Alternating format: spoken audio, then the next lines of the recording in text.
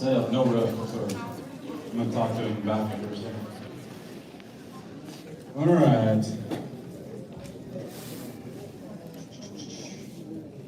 So this next family, Jason and Brooks Smith and Mary Carl, and they're from Alabama. I know all this stuff. This guy means a lot to me. This whole family does right here. They mean a lot to everybody. Everybody here does. But Jason has just helped me more than I'll ever be able to repay him. He knows that. I tell him all the time. Cog Hill Farm, family of 3, Jason, Brooke, and Mary Carl Smith. 17 years ago, they moved from the city to start living the farming dream. They now have Cog Hill 40. They learned to grow a lot of their own food, as well as running a profitable meat chicken business for 5+ years, selling forest-raised chickens to high-end restaurants and a catering service. So, without further ado, the man, the myth, the legend, the dancing farmer, and Brooke. Yeah. Brooke dances too. I sit in the kind of like jump into that. Yeah.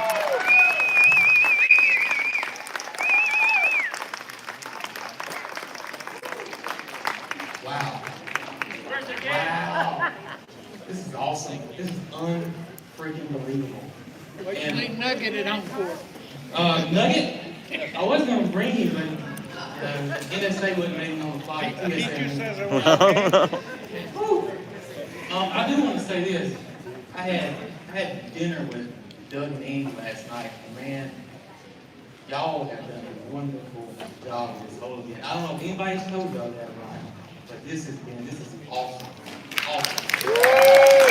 I know there's a army, no other way. This is incredible. Just unbelievable. No hiccups, well-oiled machine, and I cannot even imagine. I can't. I know Dutch. I know him. And I know what it takes to run a YouTube channel, and I know what it takes to try to build a house. And I just cannot imagine doing this on top of everything that you're doing. I mean, you're super. You are. That's crazy. I had somebody recently asked me, why don't we have one in Alabama? And I said, y'all are crazy. There's no way. I would never do this. This is unbelievable. Honestly, this is awesome, man. I guess most of y'all may know us. If you don't, we are Cog Hill Farm. We are recently bought 40 acres. We live on 7.5 acres in central Alabama in a rural, it was a rural neighborhood. That's the best way I can explain it. And we started our little homestead, 15, 17 years ago. And as we grew, I loved farming. And but my 7.5 acres we had first part was in a neighborhood, and it was on a hill way up. Come down and come back up on the hill over here. It was all wood. The bottom was wet. Cemetery was on 2 acres of it. The front 2 acres was on restriction, and we had restrictions on it because it was in a neighborhood. So we had about 3 acres that we actually farmed, right? 3 acres would be pushing it. 3 acres would be pushing it. I don't know if you watched our video, it may look larger than that, but that's exactly what we did. It was mostly wood. And I just got so passionate about farming, and I wanted to do it so bad. We couldn't move at the time. And so we started doing gardening, and then there wasn't a market for that. I wanted to do a CSA, there wasn't a market for that. So then we started polling our friends and family with meat chickens. And just started testing the waters and see if that was going to work. Of course, you had Joel out there, Joel Salatin. I was getting pumped watching his stuff and seeing what he was doing. But I didn't have acres and acres and acres of pasture land. So Brooke had a friend of hers that she went to school with that was running a meat chicken farm on the outskirts of Birmingham, Alabama, in a neighborhood. In her front yard. In her front yard. And was selling to a high-end food truck and catering service. And the catering service did Dick Saban's daughter's wedding. So that kind of tells you how big this catering service was. And she was doing all this in her front yard. She was even selling meat rabbits to the Hot Pot Fish Club, which is Chris Hastings, who is a James Beard award-winning chef, in her city limits, right outside Birmingham, Alabama, which was amazing. And so we were like, you know what? We can do this. Well, I reached out to her and I asked if there was any way that we could come and visit her and see how she handled her operation. And lo and behold, she said yes. And Jason, Mary Carl, and myself, we drove up to Bessemer, Alabama, and when we pulled up, we thought we were in the wrong place. She didn't tell me she was growing these things in her front yard. Yeah. So we pull up a big hill up the driveway, and we stop at the chicken tractors. They're lined up in front of her house. And we get out before she even comes outside. We're like, we didn't know that this is what meat chickens were raised in. We had no idea. We were thinking you gotta have, she doesn't have a pasture. Yeah. And so how's she doing this? Well, she comes out and she explains to us that she moves this little tractor daily and that she puts them on fresh ground and that she provides them with, feed 24/7, and they always have water, and that's basically all they needed. But as long as they could move, they were on fresh grass, they had feed, they could grow and meet her demand. And it was her and her husband by themselves, and they were processing them themselves, so they were doing all that themselves. So we're like, we're going to do this. We're going to give it a shot. Well, every state is different on the laws. Yes. Some say you have to have an enclosed building to process in. Some states say that you have to have a USDA processor to process them. Our state of Alabama is different, and you can process under 20,000 birds in your backyard. Yeah, and be grandfathered in and not have to worry about USDA inspections.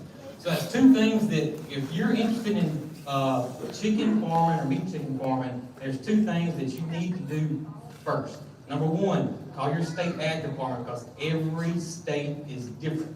Alabama's very lenient on chicken laws, but there's some states out there that are very, very, very strict. So be sure to do that. And here's what I tell everybody when I say this. When you call your state ag department, do several things. Ask who you're talking to, what their phone number is, and what their extension is. And anything they tell you, can you say, please send it to me an email so I can have it in writing. Because over the years, what we found is that John Doe would tell us one thing in the state ag department. James Doe would tell us something totally different in the state ag department. So, for example, we were told that we could process chickens outside, undercover, no problem. We had some friends of ours got told the totally opposite thing from the same exact state ag department. So I just say that so that way you can halfway be covered if something were to happen. If somebody were to come in, inspect, or whatever, you can at least have the name you talked to, the extension, and have it in writing if you can. Same with meat rabbits. We were told meat rabbits had no restrictions in Alabama. Then we had some friends of ours got told the total opposite, that they had to be licensed and whatsoever. So you're talking two different is market. Do you have a market? There's no reason to go out there and spend all this time and money if you can't sell anything. So do you have a market? And a market can be anything. It does not have to be a restaurant, a caterer, a grocery store. It can be friends and family. And that's how we started out. We started taking pre-orders, friends and family, and that's how we got rolling. I think maybe our first one was what, 20, 25? And then we got on to 50. It was a gradual process for It sure. was a gradual process. We didn't want to start out too heavy, but also we didn't have a market to allow us to start out too heavy. Right. And we're reaching out to friends and family, asking them to buy chickens from us, and they don't even know what they're getting in return. So, Yeah. It's just kind of a sticky situation, if you will, as far as going in. Plus, we had no idea what we were doing. Jason spent ample hours on YouTube, Yeah. if y'all know what that is. And his research was endless because we didn't know. All we knew is we had chickens for pets. Yeah. And we knew that they had names and they were not going to be processed. Me, myself, I didn't even know if I could do the processing. There may be men like this as well, but us females do it. I can't do it. There's no way I can do it.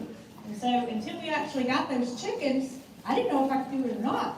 And there was a time there that I could only do the plucking and the scalding. Yes. I couldn't do the cleaning, and as you know, we're a family of 3, so that left one person cleaning chickens. Yep. I mean, cleaning, doing the dirty part. But, And too, you know, our first few batches, oh gosh, our first batch, when we got through, they averaged about 1.5, 2 pounds, and we thought they were the biggest meat chickens in the world. well, that was when they were alive, we thought they were the biggest. We thought they were like, man, we're gonna kill this. Yeah, that's what it was. So after processing them, we had all these people that, you know, were lining up trying to tell us if they would buy the chickens from us. That chicken would literally fit in the palm of our hand, clean. And how are we gonna ask somebody to purchase this from us when we wouldn't cook it ourselves? It wasn't even enough on it to make bone soup. I mean, it was just ridiculous. It was ridiculous. So we lost money, at least on our first 3 batches. And we were doing them every 8 to 10 weeks when we started off. But then we got good at it, we got better at it, and then we got super lucky. That's all I can say. We were selling friends and family. The lady, or the girl we went and visited in Bessemer, Alabama, called us one day and said that she was stopping her operation. And we want her equipment. We had already bought our equipment, but come to find out, her and her husband were getting a divorce. And I'm not going to say the meat chicken farm had anything to do with it, but